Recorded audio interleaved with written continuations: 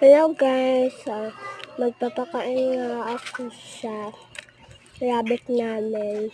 Bali, dalawa lang pala ang rabbit namin. Nilagay ko ng water nila at pagkain para magkakain sila ng maayos. At ito namang babae na akin itong babae, ang lalaki ay kay kuya.